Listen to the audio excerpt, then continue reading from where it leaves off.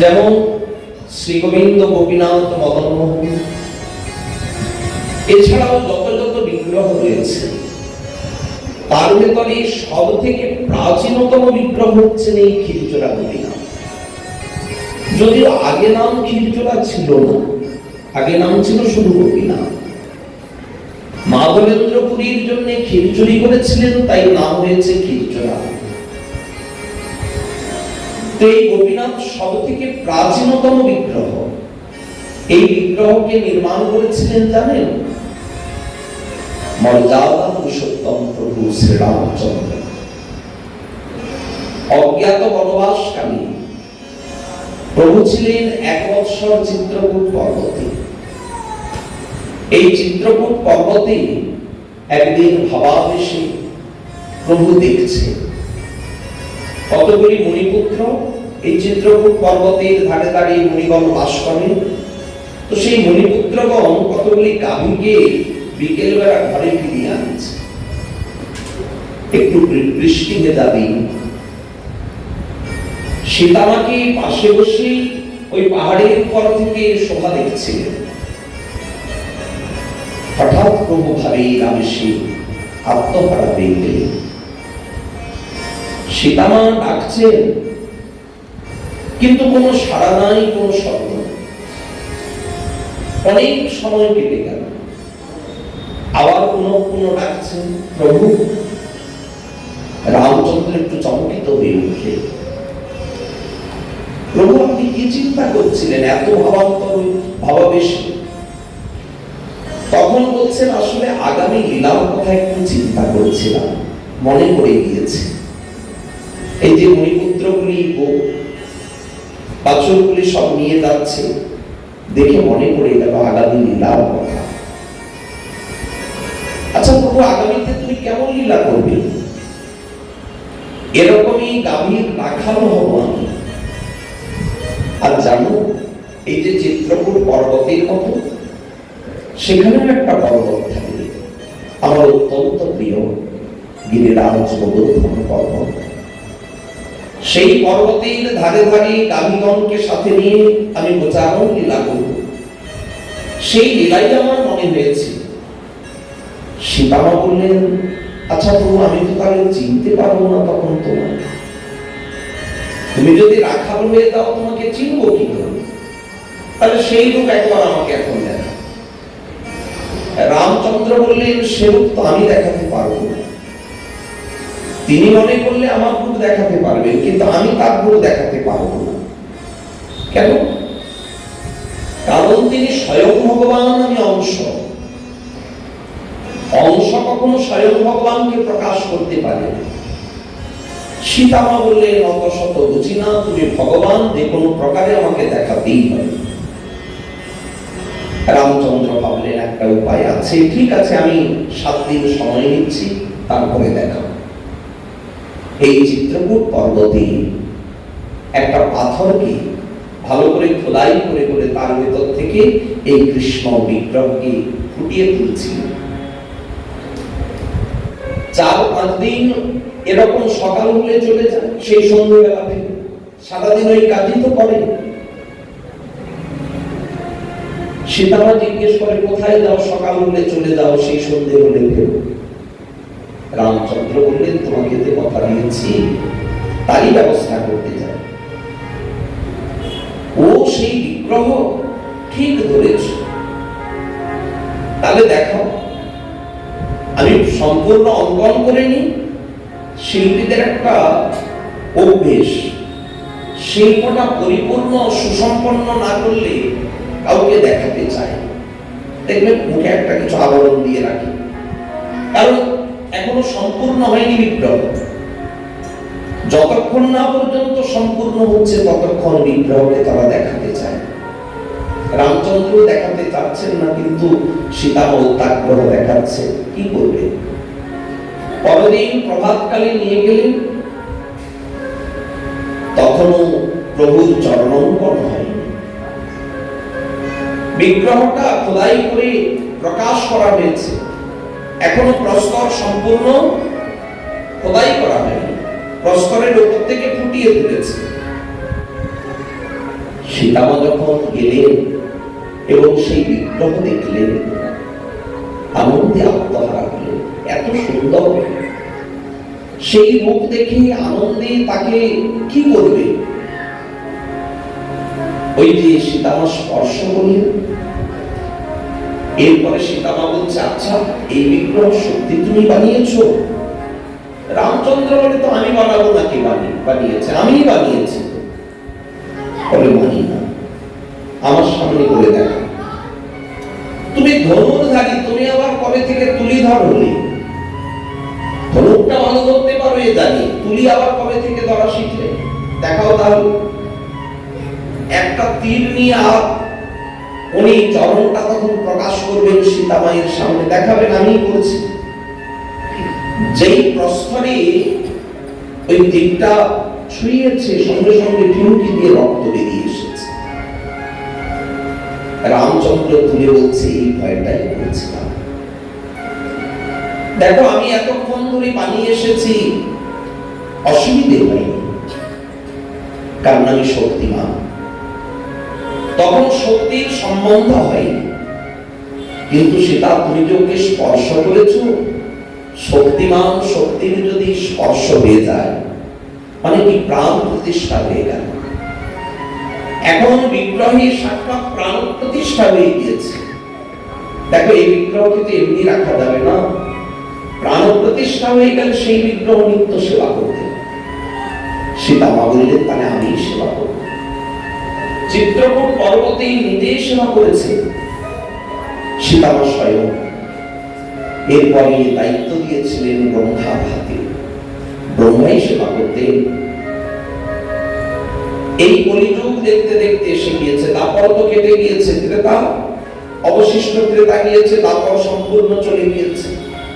কলির প্রথমাংশ বেশ কিছু সময় এই ব্রহ্মাদি সেবা করতেন চিত্রকূট পর্বতে।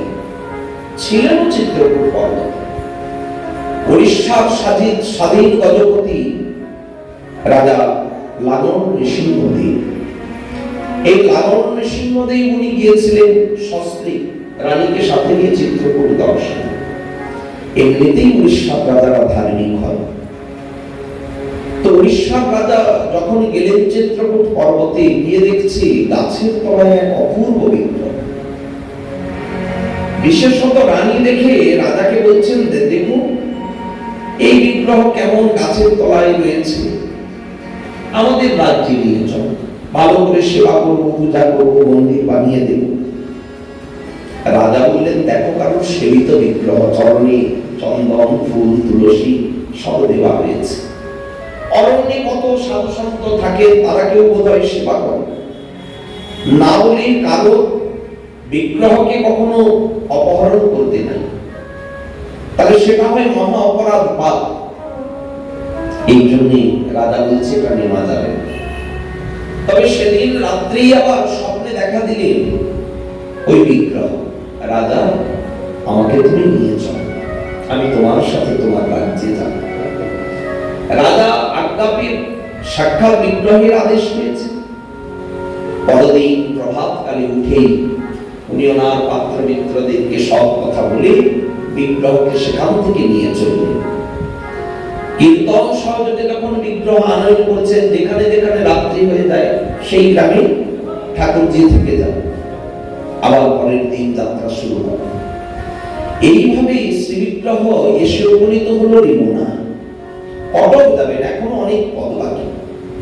রেমুনা মানে বর্তমান বাংলার প্রায় ধারে পাশে। বেল্লাতে আমাদের বাংলার শেষ সীমা, আর বেল্লার পরে পড়ে যাচ্ছে বালাসোর। এই জন্য খুব বেশি দূরত্ব নয়, আর ওখান থেকে কটক অনেক দূর। তো যখন এই রেমুনাতে এলেন ঠাকুরজি, এক রাত্রি ওখানে ছিলেন। এখানে আবার চারিদিকে খুব গোয়ালাদের ঘর। আপনাদের এখানে যেমন খুব গোয়ালাদের ঘর আছে, এখানে আছে কিনা জানি না, তবে বালুকল্লা অঞ্চলে খুব আছে। যখন এই ট্রেনে যাই বিকেল বেলা, বিশেষ করে একেবারে ট্রেন ভরে ছানা যেতে থাকে, সব মিল পাউডার ছানা, ছানা খাওয়া, তো ছানা যায় এই যে গোয়ালাদের ঘরে এরকম, এই রেমুনা ছিল একেবারে গোয়ালাদের পাড়া। তো সেই পাড়ায় যখন শুনেছে ঠাকুরজি এসেছেন, আমাদের গ্রামে থাকবে, সন্ধ্যেবেলা খুব সুন্দর ক্ষীর বানিয়ে নিয়ে গিয়েছে। দেখুন, আমরা যতই বানাই, গোয়ালাদের হাতে সেই বস্তুটা যদি বানানো হয় উত্তম প্রকারে, তাহলে তাদের হাতের স্বাদ হাজার চেষ্টা করে আমরা পারবো না। ওরা এত সুন্দর পাক তাক বুঝে ক্ষীর বানিয়ে ঠাকুরজির জন্য নিয়ে গিয়েছে। ঠাকুরজি মহানন্দে ভোজন করেছেন। রাত্রে রাজাকে স্বপ্নে দেখা দিয়ে বলছে, রাজা আমি আর যাব না, আমি এখানেই থাকবো। গোয়ালাদের বাড়ির ক্ষীর এত চমৎকার, এত স্বাদ, আমি আর এখান থেকে যাব না, আমি এখানেই থাকবো। ঠাকুরজির ইচ্ছা, প্রভু থাকতে চান, অতএব আত্ম অন্যথা করার উপায় নাই। প্রভু কিন্তু এই ক্ষীরের লোভে থেকে গেলেন এই রেমুনাতে। রাজা বলে দিলেন এখানেই মন্দির নির্মাণ করো, বিগ্রহের সেবার ব্যবস্থা করলেন, নিয়ম করে দিলেন প্রত্যেক দিন রাত্রিকালে 12 মানসা করে ক্ষীরভোগ দিতেই হবে। সারাদিন ক্ষীরভোগ তো দেওয়া হয়, কিন্তু রাত্রিকালে 12 মানসা ক্ষীরভোগ গোপীনাথকে দিতেই হবে, এটা নিয়ম। এই কথাতেই এখানে চলে আসছে। তো মহাপ্রভু যখন এই রেমুনাতে গেলেন, মহানন্দে গোপীনাথকে দর্শন করে তার বন্দনা করলেন, নৃত্য করলেন। আর সঙ্গের যে সঙ্গী নিত্যানন্দ, জগদানন্দ, দামোদর আর মুকুন্দ, তাদেরকে বলছে, দেখো এই গোপীনাথ রামচন্দ্রের শ্রীহস্তের অঙ্কিত, সীতামা ব্রহ্মা সেবিত।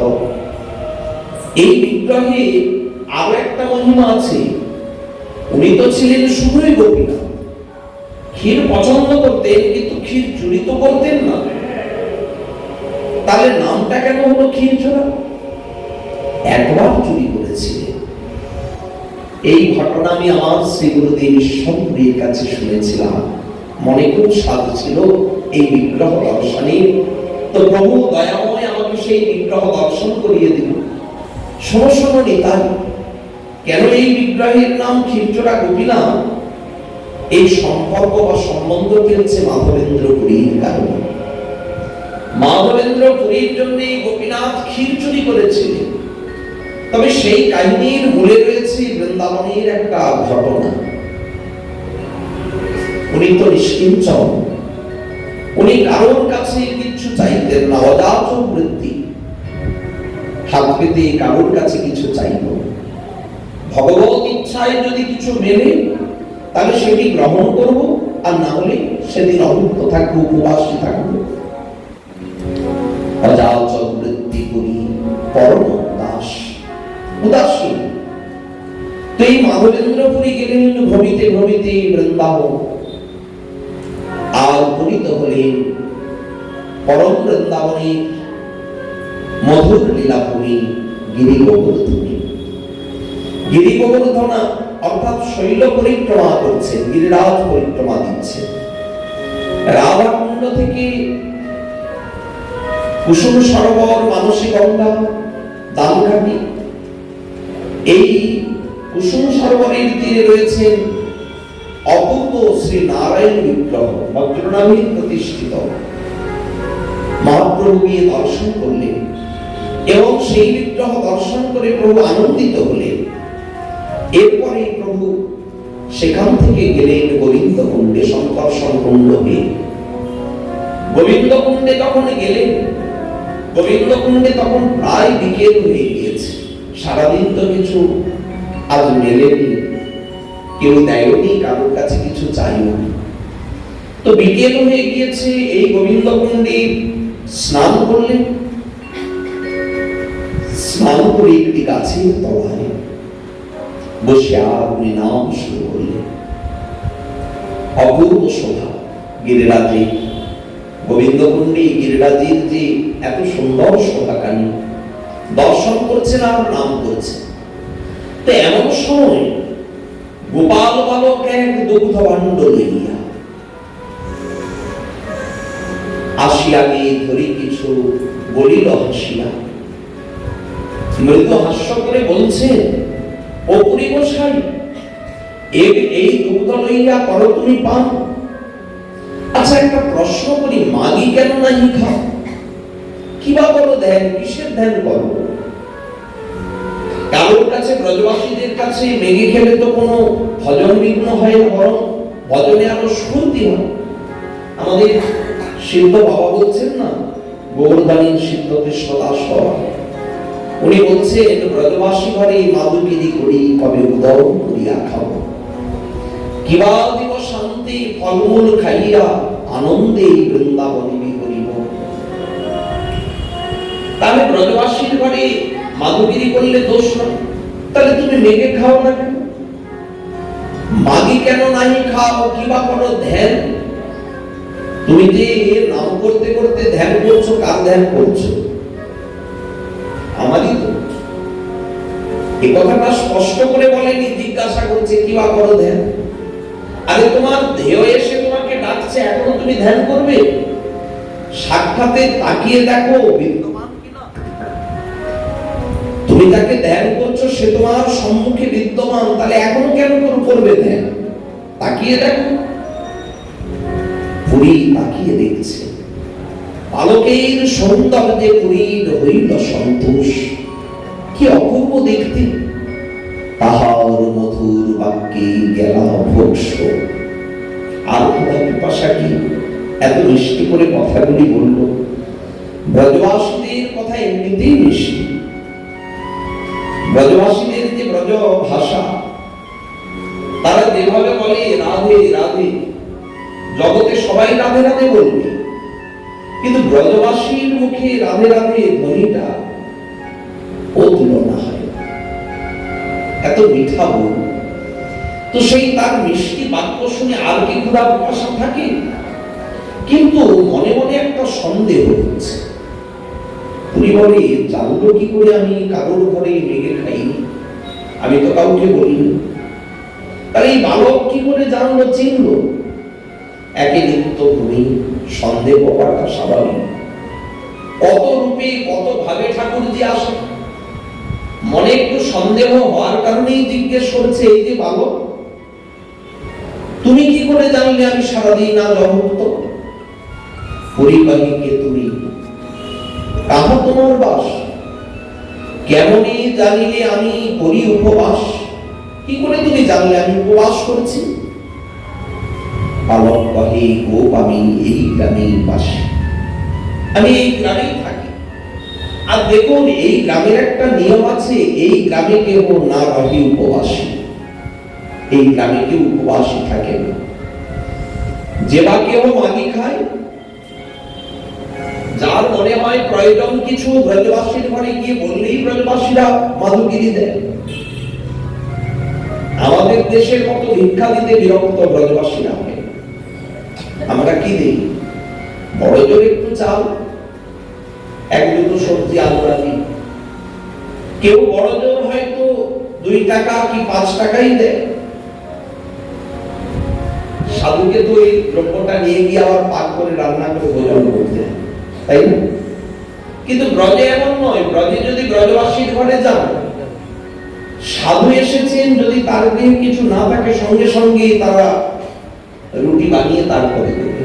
যে আটা দিয়ে দেবেন, আপনি নিয়ে গিয়ে রুটি বানান এমন। সাধু ভজন করবে, তারা কি রান্না বান্না করবে না। আমরা গৃহস্থ, আমরা সাধুর জন্য ব্যবস্থা সব করে দেব, বাবা আপনি ভজন করুন। এই জন্য ব্রজে মাধুগিরির মহিমা রয়েছে। ব্রজবাসীদের হৃদয়ে সাধুদের প্রতি এত শ্রদ্ধা, তাদের হাতে ভজন করলে ভজন স্ফূর্তি হয়। তো বললেন, এই গ্রামে যদি কেউ মেঘে খায় কোনো দোষ হয় না, কিন্তু কেউ যদি মেঘে না খায়, এই গ্রামের তো নিয়ম আছে, এখানে কেউ উপবাসী থাকতে পারবে না। অদাচক জনে আমি দিই তো আহার, যে চায় না আমি তাকে নিজে দিয়ে আসি। আচ্ছা, কথা বলার সময় নেই, এই দুধের ভাণ্ডটা ধরুন, পরে এসে আমি ভাণ্ড নিয়ে যাব, আপনি শান্তি মতো দুগ্ধ পান করুন। এই বলে বালক শিশু চলে গেল। অমৃত সম সেই দুগ্ধ আস্বাদন করলেন মাধবেন্দ্রপুরী শ্রীপাদপুরী গোস্বামী। উনি সেই দুগ্ধপান করার পরে ভাণ্ডটা যে ফিরিয়ে দেন, বারবার রাস্তার দিকে তাকাচ্ছে, বালক আসছে না। রাত্রি হয়ে গেল, অনেক রাত্রি পর্যন্ত ভজন করতে করতে একটু তন্দ্রা এসেছে। হঠাৎ সেই বালক শিশু স্বপ্নে উপস্থিত। ও মাধবপুরী, আমায় চিনতে পারোনি? আমি তো গোপাল, কতদিন তোমার পথ করিন দীক্ষণ। জানো মাধব, কবে আসি মাধব আমায় করিবে সেবা। আমি বজ্রনাভীর প্রতিষ্ঠিত বিগ্রহ, আমার সেবক ছিল, সেবা করত, কিন্তু জগন ম্লেচ্ছ আক্রমণের কারণে আমাকে গিরি গোবর্ধনের গুহার ভিতরে রেখে পালিয়ে গিয়েছে। সেবা প্রাণ বাঁচাতে কি করবে? সেই থেকে দেখো ওই গিরি গুহার ভিতরে গ্রীষ্ম, দাবাগ্নি, ঝড় বৃষ্টি সবকিছুতে ভারী কষ্ট হয়।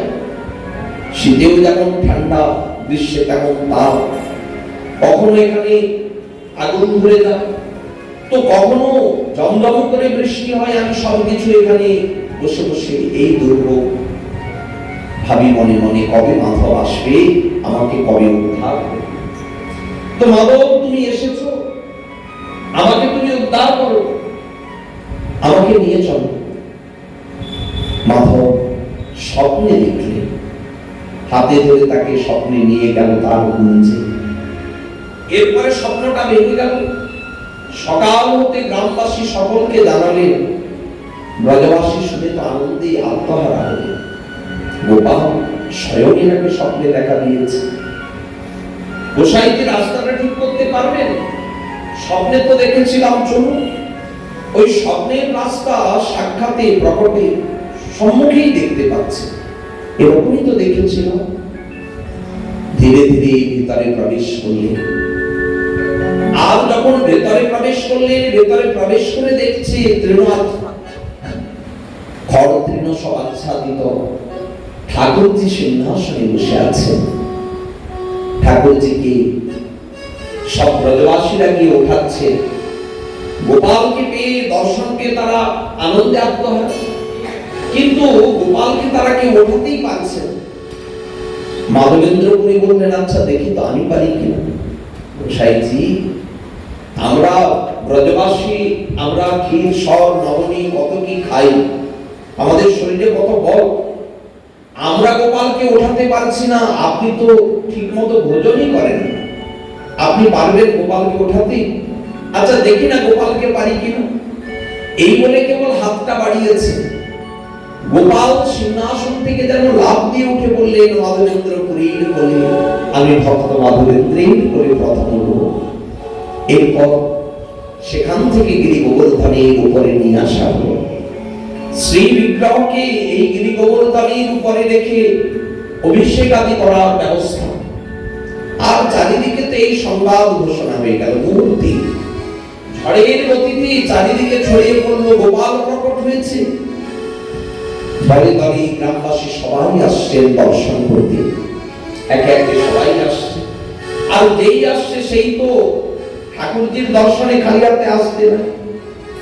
কেউ ক্ষীর বানিয়ে, কেউ সর নিয়ে, কেউ দই নিয়ে, কেউ বানিয়ে আসছেন তন্ডুল, কেউ বানিয়ে আসছেন বড় বড় লাড্ডু, ঘিয়ে ভাজা সব লাড্ডু ব্রজবাসীরা বানান। এইভাবে এসেছে, এইভাবে বহু দ্রব্যাদি সব নিয়ে এসেছে। ব্রজবাসীদের সেই আনিত দ্রব্য সব কি করলেন? গোপালের সম্মুখে ধরলেন। গোপালকে বললেন, গোপাল মনের সুখে ভোজন করে নাও।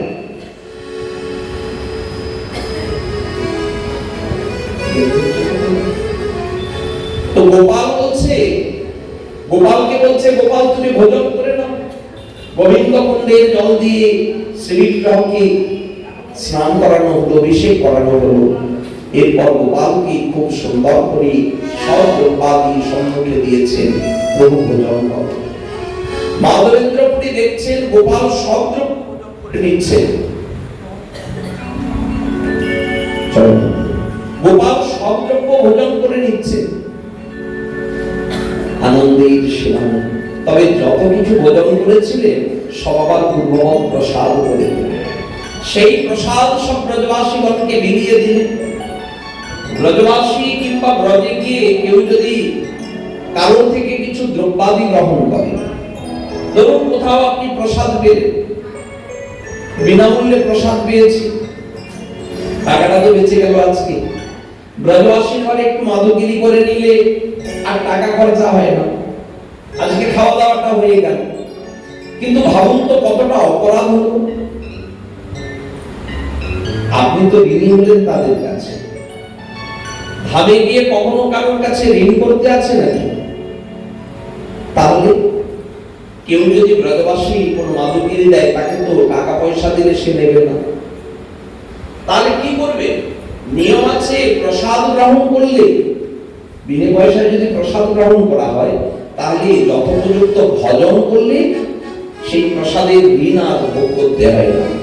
তাহলে কেউ প্রসাদ পাওয়ার জন্য একটা প্রসাদের মহিমা পেলেন, আবার ভজন করার জন্য ভজনের একটা মহিমা পেলেন। তার মানে কি, ব্রজবাসীর ঘরের প্রসাদ আপনাকে ভজন করিয়ে নেবে, করতেই হবে, না করলে তো অপরাধ হয়ে যাবে। অতএব চলো গিরিরাজ পরিক্রমা করি। আর যেহেতু স্বয়ং গোপালের প্রসাদ আমরা পেলাম, এত করুণা, আজকে তো গিরিরাজ পরিক্রমা দিতেই হবে। যত ব্রজবাসী সবাই কি করলেন, যে তার ঘরের থেকে গরু বাছুর সব নিয়ে এসেছে সাজিয়ে, ওরা একা একা পরিক্রমা দেয় না, গাভীকে সাথে নিয়ে পরিক্রমা করলে জানেন যে গাভীর ফুলের যে ধুলিগুলি উড়ে উড়ে আমাদের গায়ে পড়বে, আমরা পরম পবিত্র হয়ে যাব। গাভীর ফুলোত্থিত ধুলি এর পরম মহিমা। অশ্বমের যজ্ঞ, গমের যজ্ঞ আদি যত যজ্ঞ আছে সর্বযজ্ঞ পূর্ণ হয়ে যায় যদি কেউ ধামে গাভীর সাথে যদি পরিক্রমা করে। তো ব্রজবাসীরা এই জন্য গাভীগণকে সাথে করে নিয়ে আর চলেছে, আর মনের আনন্দে পরিক্রমা করছে। কিন্তু পরিক্রমা খুব পরিশ্রমী। গিরিরাজ পরিক্রমা 21 কিলোমিটার, অত দূর হাঁটা কি মুখের কথা? তাহলে একটু যদি কীর্তন করে পরিক্রমা দেওয়া হয়, তাহলে কিন্তু হাঁটার পরিশ্রমটা আর বোঝা যায় না, তাই না? আসুন আমরাও একটু কীর্তন করতে করতে গিরিরাজ পরিক্রমা দিই ব্রজবাসীদের সঙ্গে। ছোটি ছোটি গাইয়া ছোটে ছোটে গোয়াল, ছোট সুমেরো মদন গোপাল, ছোট ছোট গাইয়া ছোটে ছোটে গোয়াল,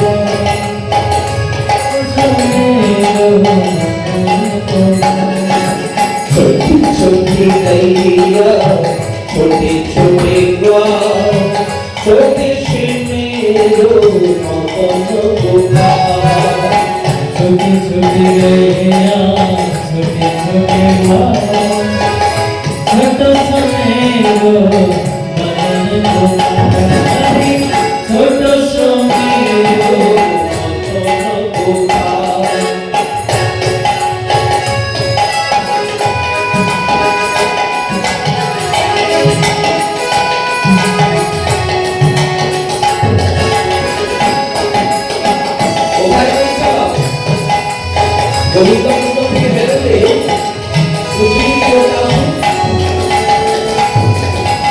आगे आगे गैया पीछे पीछे गोपाल, आगे आगे गैया पीछे पीछे गोपाल, आगे आगे गैया पीछे पीछे गोपाल, आगे आगे गैया पीछे पीछे गोपाल, बीच में मेरो मदन गोपाल, बीच में मेरो मदन गोपाल, छोटी छोटी गैया छोटे छोटे ग्वाल, छोटे सुमेरो मदन गोपाल, छोटी छोटी गैया छोटे छोटे ग्वाल, छोटे सुमेरो मदन गोपाल।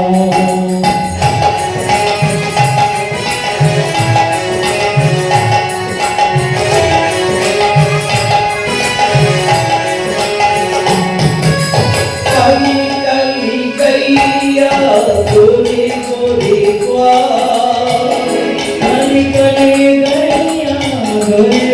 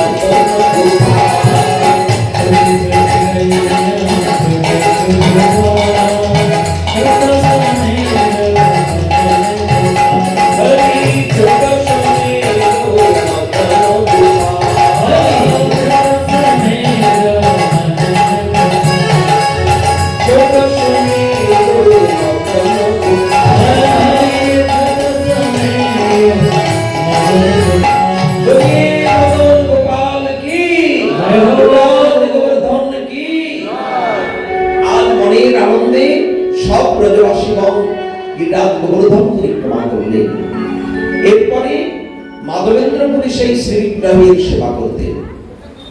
ওই যে গোপাল প্রকট হলে সেই বিগ্রহ তিনি নিজেই হাতে সেবা করতেন। কয়েক মাস এইভাবে বিগ্রহ সেবা করার পরে একদিন বিগ্রহ স্বপ্নে দেখা দিয়ে বলছে, মাধব, আমার দেহের তাপটা যে যায়নি, তুমি নীলাচলে যাও, নীলাচলের থেকে মলয় চন্দন নিয়ে সেই সর্বাঙ্গে ভালো করে লেপন করে দাও। তখনকার দিনে এখনকার মতো তো যোগাযোগ ব্যবস্থা নয়, গাড়িতে উঠলাম আর নীলাচল পৌঁছে গেলাম এরকম নয়, সেকালের দিনে পায়ে হেঁটে তো মাধবেন্দ্রপুরী সেই বৃন্দাবন থেকে পায়ে হেঁটে হেঁটে নীলাচলে চলেছে। যাওয়ার পথ এই গঙ্গার পথ ধরে বাংলার উপর দিয়ে সোজা নীলাচলে যাও। তো রেমুনাতে গিয়ে যখন উপনীত হলেন তখন গোপীনাথের দর্শন করলেন। সেবা পরিপাটি দেখে একটু জিজ্ঞাসা করলেন, আচ্ছা ঠাকুরদের এখানে কি সেবা হয়? একজন সেবক বললেন, নিত্য এখানে গোপীনাথের 12 মালসা করে ক্ষীর ভোগ লাগে, অমৃত কেলি না। এই ক্ষীরের লোভেই তো গোপীনাথ এখানে থেকে গিয়েছে, অপূর্ব স্বাদ। কথা শুনে মাধবেন্দ্রপুরীর মনে মনে একটু লোভ হচ্ছে, এই প্রসাদ ক্ষীর যদি একটু অল্প পেতাম, নিজের জন্য লোভ নয়, তাহলে আমার যে গোপাল সেও তো এই ক্ষীর সব নবনিয়া দিয়ে এমনি তো ভালোবাসে, তাহলে স্বাদ জানি তো ইচ্ছে ভোগ আমিও রান্না করে গোপালে লাগাই দিতাম, গোপালকে একটু দিতাম। পরক্ষণে ভাবছি আমি অপরাধ করলাম, আমি কেন চাইলাম আমার অযাচক বৃত্তিটা ভঙ্গ হয়ে গেল। আমি যে অযাচক একটা ব্রত নিয়েছিলাম, আমার ব্রতটা ভেঙে গেল। মনের দুঃখে দূরে একটা হাট চালা ছিল, হাট বসত, সেই হাট চালায় গিয়ে বসে আছে। এদিকে যথারীতি গোপীনাথের সেবা কর্মাদি সব সমাপন করে ঠাকুরজিকে বিশ্রাম দিয়ে পূজারি গিয়েছেন নিজ গৃহে। রাত্রি স্বপ্নে গোপীনাথ পূজারীকে ডাকছে, পূজারী আজ কয় মালসা ক্ষীর ভোগ লাগিয়েছে? পূজারী বলে, কেন রোজ যেমন 12 মালসা ক্ষীর ভোগ লাগাই, 12টা আসন পেতে 12টা ভান্ডে আপনাকে ক্ষীর ভোগ লাগিয়েছে, ভুল তো হয়নি? কেন কোনো অপরাধ করেছে কি? আচ্ছা তুমি কয় মালসা ক্ষীর ভোগ প্রসাদ সরিয়েছিলে? পরে ঠাকুর, তা তো আর গণাগুনি করি নাই, যা ছিল সব সরিয়ে দিয়েছি, স্থান মুছে দিয়েছি। প্রভু, আমি কি কিছু অন্যায় অপরাধ করেছি? গোপীনাথ বললেন, না না, তোমার দোষ না, লাগিয়েছিলে 12 মালসা, কিন্তু 11 মালসা ক্ষীর প্রসাদ তুমি সরিয়েছো। 1 মালসা আমার মায়াতে তুমি বুঝতে পারো, আমি চুরি করে রেখে দিয়েছি আমার ধরার তলায়। ঠাকুর, তুমি কেন চুরি করেছো? যদি তোমার রাত্রে ক্ষুধা লাগে তো আরেকবার সেবার ব্যবস্থা করে দেব। না না, আমার জন্য তো চুরি করিনি, আমি ক্ষীর প্রসাদ চুরি করেছি আমার ভক্ত মাধবেন্দ্রপুরীর জন্য। সে যে কারোর কাছে চায় না। শীঘ্র তুমি যাও, গিয়ে ওই ধরার তলা থেকে ক্ষীর ভাণ্ডটি নিয়ে গিয়ে মাধবেন্দ্রপুরীর হাতে গিয়ে দেবে। স্বপ্নটা ভেঙে গেল। কি স্বপ্নে দেখলাম? গিয়ে গোপীনাথের শ্রীমন্দিরে প্রবেশ করে ধরার পেছনে দেখছেন, সত্যি আঁচলের পেছনে লুকানো রয়েছে 1 মালসা 1 ভাণ্ড ক্ষীর। গোপীনাথ, তুমি ক্ষীর চুরি করেছ? কিন্তু কোন কে সেই ভক্ত যার জন্য তুমি ক্ষীর প্রসাদ চুরি করেছ? সেই ভক্তের কি দর্শন পাবো যার প্রেমের এত শক্তি ঠাকুরজিকে চুরি করাতে বাধ্য করে? সেই বিগ্রহ, সেই বৈষ্ণবের কি দেখা পাবো? এই বলেই ক্ষীর প্রসাদ তিনি মাথায় করে নিলেন। শ্রীমন্দির থেকে বেরিয়ে আর ডাকতে ডাকতে যাচ্ছে, কে কি মাধবেন্দ্রপুরী, আমি তো চিনি না, কৃপা করে সম্মুখে এসে পরিচয় দান করুন। কে হয় মাধবেন্দ্রপুরী, যার লাগি গোপীনাথ ক্ষীর করিল চুরি। সেই থেকেই তো ক্ষীর চোরা গোপীনাথ। দূর থেকে মাধবেন্দ্রপুরী শুনছেন, তার নাম নিয়ে কে যেন ডাকছে, রাতের অন্ধকারে। সামনে এলেন, পরিচয় দিলেন। পূজারী বললেন, আপনার জন্য গোপীনাথ এক ভাণ্ড ক্ষীর প্রসাদ চুরি করেছে, এই দেখুন। এই বলে ক্ষীর প্রসাদ